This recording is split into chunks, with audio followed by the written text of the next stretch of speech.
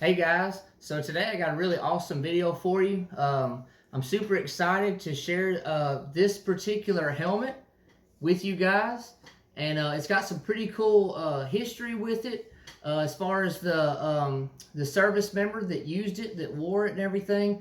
And I've done a lot of research over the past couple weeks since I purchased this helmet here locally, and I'm very excited to bring you in. And I've got a table full of paperwork again from research and trying to study up and everything in preparation for this video.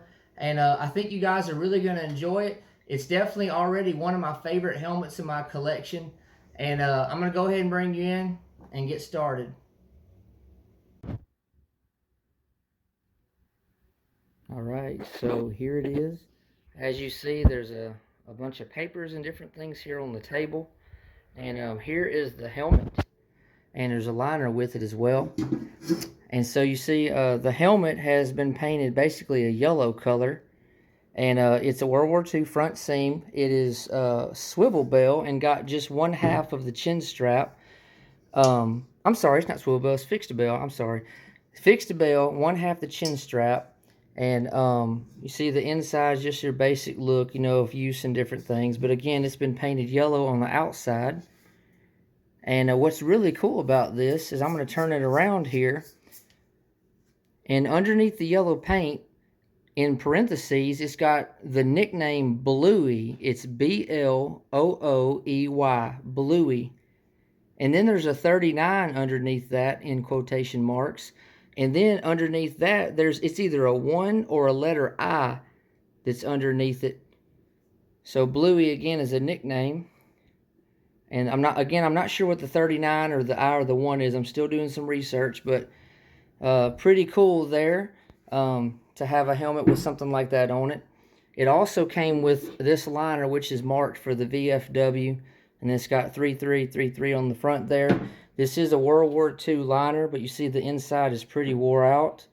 And then it's got a partial name in here, which you can't really make that out, but I can tell you who the service member was. So this helmet here was actually issued and used and worn and everything by a sailor by the name of John Thomas Blue. And he actually wrote his name in here. You see John Thomas, and then it's blue, just like the color blue. And then it's got a RM 3rd class, Radio Man 3rd class. And his name is not in the helmet one time, it's actually in here twice, because I'm rotating the helmet now. John Thomas, and then you can see Blue, the last name Blue, I guess more legible than on the other side. And then you got RM 2nd class, Radio Man 2nd class. So John Thomas Blue. So, with his last name being Blue, his nickname was Bluey. And that's why you see it on the back of this helmet. And so I started researching him. And basically all this stuff you see here was stuff I researched, printed off, and everything. And I put all of this information together, and I basically typed up what you see right here. It's just a few pages, so y'all bear with me. I'm going to read this, what I typed up and put together, and then I'll kind of show you other things here on the table, so y'all bear with me.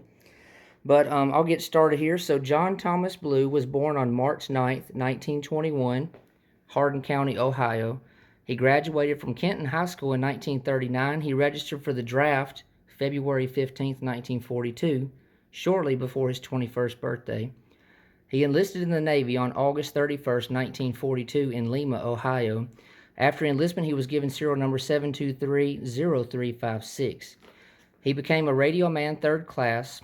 On February 28th, 1943, he was assigned to LCI L for large, number 20 in Little Creek, Virginia. I'll stop there for a second. So I had never heard of the USS LCI L-20, but it's got some pretty interesting history, and I'm so glad to be able to put some of the pieces of the puzzle together, but there's still so much more to research, and so let's keep going. His ship took part in the invasion of Sicily, July 9th, 1943 to July 15th, 1943. On September 1st, 1943, he was promoted to Radio Man 2nd class. So just like I showed you inside the helmet, he signed his name twice. The first time he wrote his name, it's third class. The second time he wrote his name, it's second class. So third class and then second class. That was basically his promotion or change of rate. And then from September 9th, 1943 to September 21st, 1943, LCI number 20 took part in the invasion of Salerno. So he was when he joined the ship, after that they were in Sicily and Salerno. They participated in both of those. And then check this out. On January 22nd, 1944, on the first day of the Anzio Beach landings while transporting assault troops of the 5th Army, LCI number 20 suffered a direct hit from a German FW-190 plane that had dropped a 500-pound bomb. So, kind of going through some of the after action reports, it says that they saw a total of 8 German planes come out of the sky, basically out of the clouds, and they started, trying to bomb or attack the ships that were bringing the assault troops to the beachhead. Again, they were transporting the 5th Army troops. And unfortunately, one of those German bombs from a plane hit the LCI number 20. So let's keep going. It says LCI number 20 suffered direct hit again.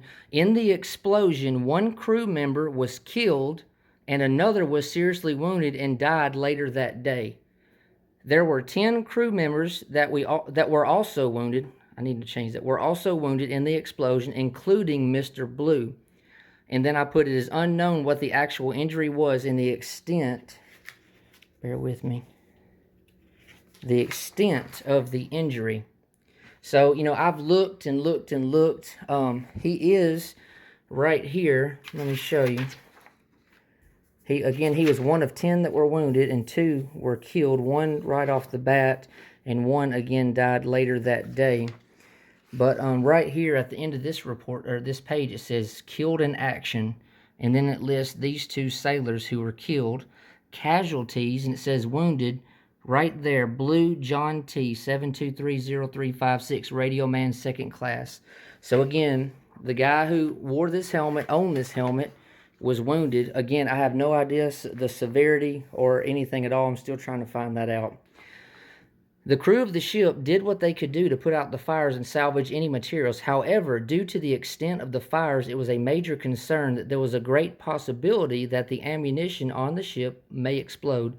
And so under the orders of the captain of the ship, the order to abandon ship was given. The ship ended up sinking later that day. Once the after-action report was reviewed and investigated, it was determined that the captain of the ship was negligent, and it was believed that more could have been done to save the ship or salvage more materials. And so I'll kind of stop there for a second. So basically, the captain of the ship, I guess, was investigated, and he had already transferred to, I don't know if it's a different unit, different ship. I'm still kind of trying to figure that out. But my understanding is that he was, I don't know if demoted or decommissioned. I can't remember the exact words. Some of you guys can help me with that. But he basically lost his rank or position because it was felt that he didn't do more to save the ship or, again, salvage materials or different documents and things that were on board the ship. It was also noted that the ship was not equipped with all of the firefighting equipment that was required. And then on February 12th, 1944, Mr. Blue was transferred to a station nearest Port Entry, U.S. No further details have been found at this time as to where Mr. Blue was located from February 12th until June 26th. On June 26, 1944, Mr. Blue was received on board LST 702 in Panama City, Florida. LST 702 was assigned to the Asiatic Pacific Theater. No further details have been found at this time as to where LST was located from the 26th of June, 44 until May 8th, 1945. From May 8th, 1945 to June 29th, 1945, LST 702 participated in the assault of Okinawa. However, Mr. Blue did not participate in that operation. Y'all bear with me, I know it's kind of lengthy. On February 1st, 1945, Mr. Blue was transferred to a U.S. Navy hospital on Oahu, Hawaii. Same day, Mr. Blue was promoted to Radio Man First Class. And then I put no further details have been found at this time as to where Mr. Blue was located until July 1st, 45, when he received was received for duty on the USS Wilmette, I guess I'm pronouncing that right, IX-29 in Chicago, Illinois. October 7th, 1945, Mr. Blue was transferred to the Naval Reserve Army in Toledo, Ohio. It is unknown at this time when Mr. Blue was discharged from the Navy. However, after the war, Mr. Blue returned back to Ohio, where he lived for many years. On February 14th, 1964, exactly 20 years to the day that he registered for the draft, Mr. Blue married Miss Christine Neeson. They were married for 24 years until Mr. Blue passed away on October 16, 1988, at the age of 67. At the time of his death, they were living in Collierville, Tennessee. No further details are known about Mr. Blue's life after the war, and then I said I came into possession of Mr. Blue's helmet in February 2023. I had noticed that Mr. Blue had written his name 2 different times inside the helmet. He wrote his full name, John Thomas Blue, which made it very helpful to locate him through records online. The helmet is a World War II McCord with heat stamp heat lot number 138A, which would date, somewhere or approximately around April 1942. The helmet has a front seam, and I actually put on their swivel bells, but I don't know. I must have been really tired that day. I got to make some edits here, but so it is a front seam fixed bell helmet. Only half the chin strap remains. The helmet was painted yellow on the outside, which may or may not have been done by Mr. Blue. The nickname Bluey can easily be seen on the back side of the helmet, also number 39 underneath. I'm unsure what it means or stands for. I came into the helmet, which also had a World War II liner with Mr. Blue's name partially inside of it. But basically, it just says I'm going to continue doing research and everything. So again, thank y'all for still being with me. I'm not sure when this helmet was painted this yellowish color. Not sure if he did it, or maybe this helmet was reissued after he was out of the service, or whatever. But there's a very good possibility, pretty good chance that this helmet was being worn by him on January 22nd, 1944, when the ship was bombed by a German plane, and they had to abandon ship. And he was more than likely wearing this helmet when he was wounded. And so, I have other documents and different stuff about LST 702. Here's a picture of it. Now, as far as LCI number 20, here it is right here. This is January 22nd, 1944. That's it right there, basically burning where it had been bombed. And these are different, it's believed these are assault troops who disembarked from the ship. Here's another photo from the same day of it smoking, and just, you can tell it's been bombed and everything. This right here is another photo of it before, it was bombed, probably within several days, could have been weeks before, maybe a training exercise. You see there's the number 20 there. And here's another shot of it, landing craft rubber. See, these guys are doing kind of like a drill or a training type thing from my understanding, but again, it has been hit right there. This right here is a picture of Mr. Blue. The only picture I could find of him, I can't even find his obituary. I've looked and looked, different websites and stuff. This is him in 1938, so he would have been 17 years old in that photo. So he was probably a junior in high school, might have even been the beginning of his senior year. I do have his registration card and everything right there. And, just other information about his death, basically. I don't know exactly how he died. Again, I wish I knew more about it. Still studying, researching. Hopefully I can find more information about his service, how he was wounded, more about his life after the service and different things. But I'm still digging and looking and stuff. But it's just so awesome and amazing when we add items like this to our collection that are named, and you can track down the exact soldier, airman, sailor, service member who wore it, used the items, and it's so cool to have this. I actually got this helmet off Facebook Marketplace here locally, and I gave $80 for it.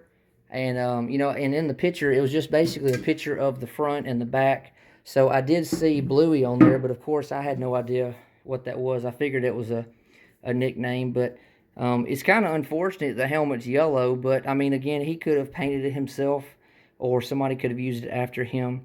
But I mean, you can plain as day see Bluey on there. It's pretty cool. to have that. But anyways, guys, I hope you liked this video. Again, look up the LCI number 20. There's some information online and everything. It's just really interesting that this man participated in Sicily, Salerno, and his ship was bombed directly by a German plane on the very first day of the Anzio Beach landings, transporting the 5th Army assault troops. But anyways, guys, let me know what you think of this video. I hope you like it. I've worked really hard to kind of put it together. I'm sorry it's been kind of lengthy. Thank you for those of you that are still with me. I appreciate you so much. More videos are on the way.